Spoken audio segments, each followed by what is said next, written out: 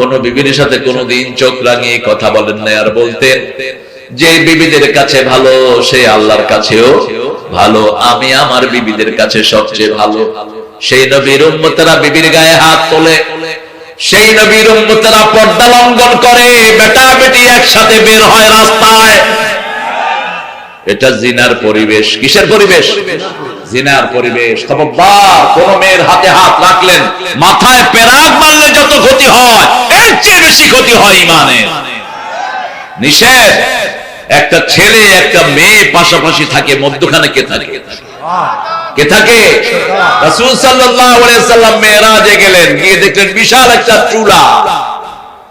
চুলার মুখটা ছোট, পেটটা অনেক বড়, ভিতরে উলঙ্গ নরনারী চিৎকার করছে আগুনের লেলিহান শিখায়। কারণ যেই আগুন জাহান্নামীদের জন্য তৈরি করেছে, এটা হাজার হাজার কোটি বছর আল্লাহ এটাকে জ্বালিয়ে রেখেছেন। সুবহানাল্লাহ। এটার আগুন আমরা সহ্য করতে পারবো? এখান থেকে আগুন নিভিয়ে দিতে হবে, ঠিক না ঠিক? আগুন নিবানোর কথা এখানে আছে না নাই? মৃত্যুর পরে আর নিবাতে পারবেন না, এখান থেকে বেহেশত নিতে হবে, আগুনও নিবাতে হবে।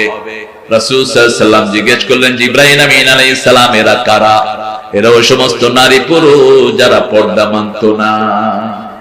পর্দা মানত না, আমরা পর্দা মানি, আমরা ইসলাম মানি, ঠিক না ঠিক? আল্লাহ রাব্বুল আলামিন সেজন্য বলছেন, আমি তোমার আল্লাহ, আমি ছাড়া তোমার কোনো ইলাহ নাই। শিরক বাদ দিতে হবে। তাবিজ আছে যেখানে শিরক আছে, তাবিজ দেখি তুই কয় পয়সা পাস? বুখারী হাদিস পড়ো, আবু সাঈদ খুদরি রাদিয়াল্লাহু আনহু এক ফু দিয়ে 50 থেকে 80টা ছাগলের মালিক হয়েছে। কয় ফু? এক ফু। গেছে এক এলাকার এরকম চেয়ারম্যান, বড় এলাকার লোক, তার ছেলেকে সাপে কামড় দিয়েছে। ছেলেটা মারা গেছে, কোনো নাম নাই। এখন আশেপাশের লোকেরা খোঁজ খবর করলো, হাল আনদাকুম রাক, তোমাদের কাছে এমন কেউ কি আছে যে ফু দেয়? কি দেয়? ফু দেয়। আবু সাঈদ খুদরি বলেন, আমি ফু দেই। তিনি চলে গেলেন, গিয়ে যেখানে সাপে কামড় দিছে আঙ্গুল গায় সূরা ফাতিহা পড়ছে, পরে পোলা লাফ দিয়ে উঠছে। এখন ছেলের বাপ বলছে, আপনি কি চান? কয় আগে দুধ দে। 10-12 কেজি দুধ খাইলেন সবাই মিলে। এরপরে বলছে ছাগল দে। ফু কয়টা?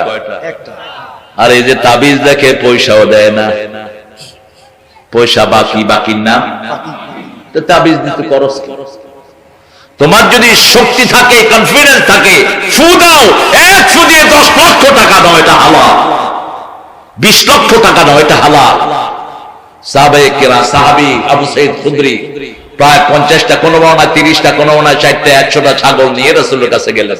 রাসূল মুস্কি হাসছেন, বলছে, হে আবু সাঈদ, তোর এটা শিখালো কে?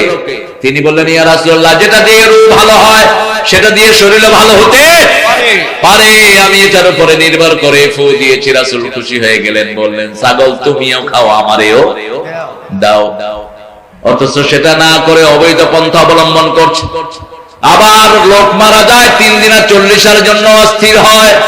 রাসূল বলছেন, আল মাইয়িতু ইয়াযিবু বিমানি, কেউ যদি কোন মুর্দার জন্য বিলাপ করে কাঁদে অথবা কোন খাওয়ার আয়োজন করে, সাথে সাথে মুর্দার কবরে আযাব শুরু হয়। যেটা আমার আল্লাহ পছন্দ করেন নাই, আমরা সেটা পছন্দ করব। আল্লাহ ভালোবাসেন কাকে?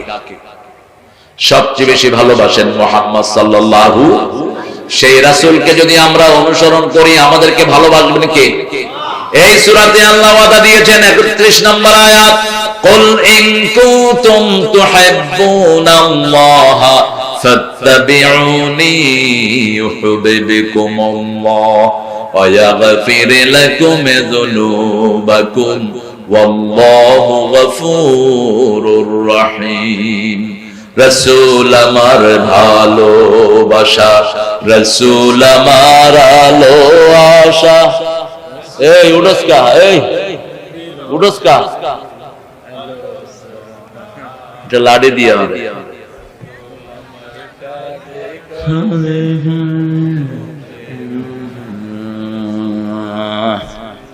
কোন আওয়াজ নাই। আপনাদের কি হয়েছে? একটু জোরে কর, জোরে কর।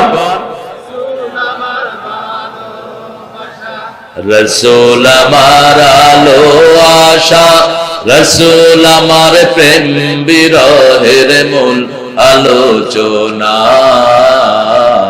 রাসূল আমার কাজে কর্মে অনুপ্রেরণা।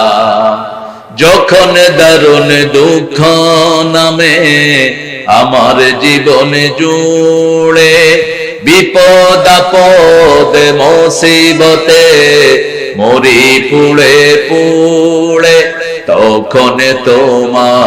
তখন তোমার শৈশবে কৈশোর যোগায় সান্ত্বনা।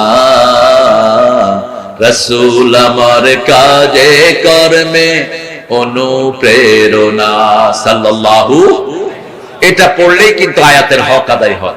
আয়াতে আল্লাহ দুটো নির্দেশ দিয়েছেন, ইন্নাল্লাহ ওয়া মালাইকাতাহু ইউসাল্লুনা আলান ইয়া আইয়ুহাল্লাযীনা আমানু সাল্লু আলাইহি ওয়া সাল্লিমু। আমরা দুরূদ পড়ি, সালাত কোথায়? আত্তাহিয়াতু যখন পড়ি আগে সালাত দেই, আসসালামু আলাইকা ইয়া আইয়ুহান, শেষে দুরূদ পড়ি, সেজন্য হক আদায় হয়ে যায়। কিন্তু মাহফিলে যখন হুজুররা এটা পড়ে, আপনারা পড়বেন সাল্লাল্লাহু আলাইহি